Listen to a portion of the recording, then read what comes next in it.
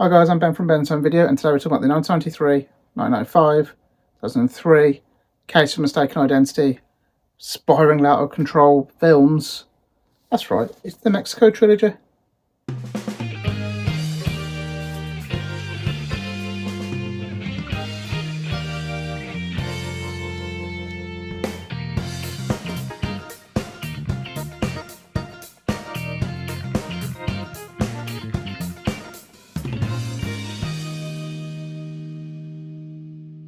And as always guys, I never ask you to like this video or subscribe to this channel. I'm going to rush through these because I would do an unboxing. It's quite long, it's not the most exciting video, but if you're interested in how this looks and feels before you buy, it should be the video before this.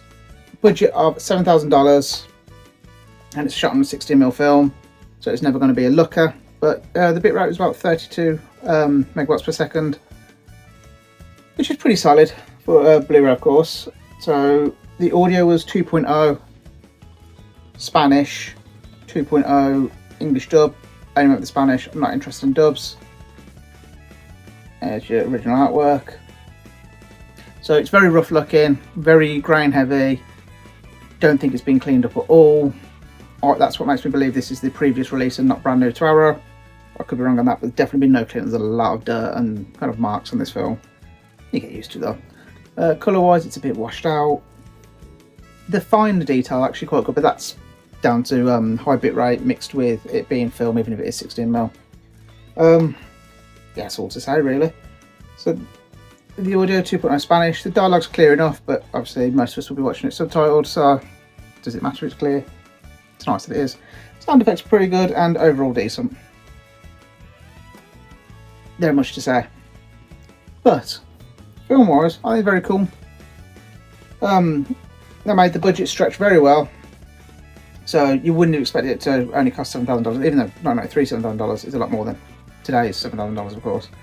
But no, I'd say he did well with the kind of constraints he had. Good acting for the kind of style of film it was. Simple but good.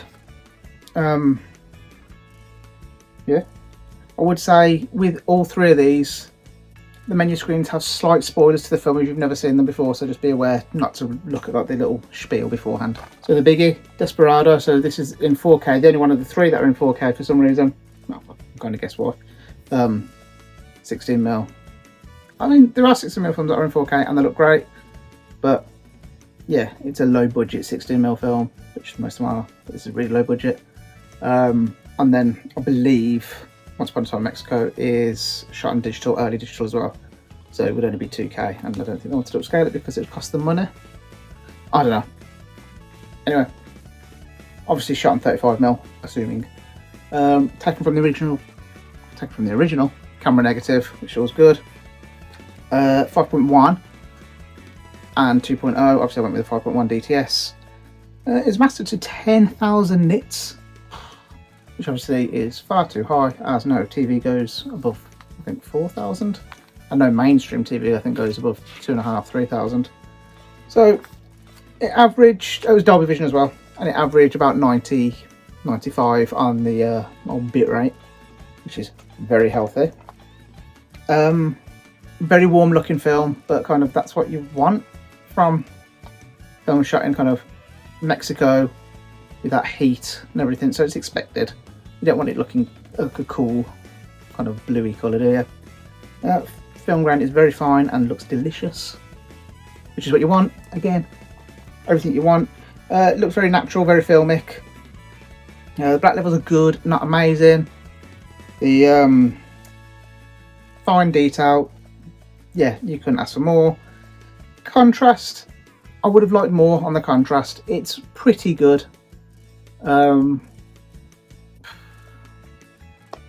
Just I needed just a little bit more, but that's down to the black levels, I suppose. Yeah, dialogue very clear. Gunshots feel great. They sound good, but they've got, each gun has its own kind of personality to it with the sound. I know that sounds a bit lame, but do you know what I mean? Like, as in, so the guns sound correct as far as I know anyway. Decent bass levels. It's not going to shake your house down or your neighbour's house, but it's solid, and the surrounds are used sparingly, but they're used very well. And I'd say this is kind of like a retcon sequel. If you've seen them, you'll know what I mean.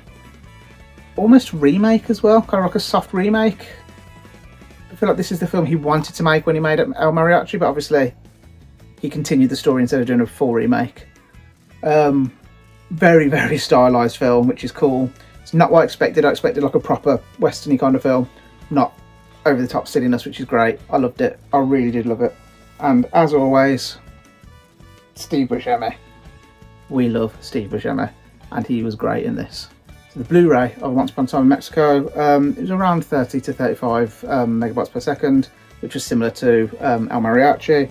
This has got DTS 5.1, it's the DTS HD Master Audio 5.1, and it's got the 2.0 obviously. So again, this is a very warm feel to it, and it's what you want. You don't want the cool blues and stuff, you want it to be that kind of orangey hue going through it. For a Blu-ray, very good contrast. Similar levels to Desperado, which is why Desperado disappointed me slightly with it, as that's the 4K and this is just a standard 1080p Blu-ray. It feels like a lower budget film than Desperado to me, but it has like a 4 times the budget. So Desperado about 7 million, this had about 29, but I feel like that's to do with the cameras it was shot on. As I said, it's an early digital one, so there's just a few shots that just felt very cheap, but other than that, I've got no complaints. Fine detail's good, and very mild grain layer, but I'm not sure if that's just digital noise, but it looks fine. Kind of makes it look a bit more filmic, but not overly so.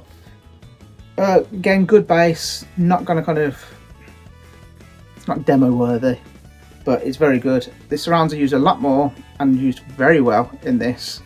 Quite an enjoyable experience, to be honest. And generally it just feels the whole soundstage better than Desperado did, but it is made 8 years later, so stuff has moved on by then. Again, very cool, very stylized film, very fun. Johnny Depp's amazing in it. He's obviously my Steve Buscemi of this film, because he's got the right humour to it. Very well done. Yeah, love it. The plot, I would say, is slightly more convoluted than it needed to be, where the other two are quite simple films. But yeah, I think we're happy with this. So yeah, so that's all the films. As I said, it's slightly different to my normal reviews. It's just a bit of a... But I'm going to give the whole box set a 4 out of 5. And for all the films put together, 4 out of 5 as well. I think I rated El Mariachi as 4, then the other two as 4.5. But... I'd say, yeah, 4. Fuck off, 4. As always, guys,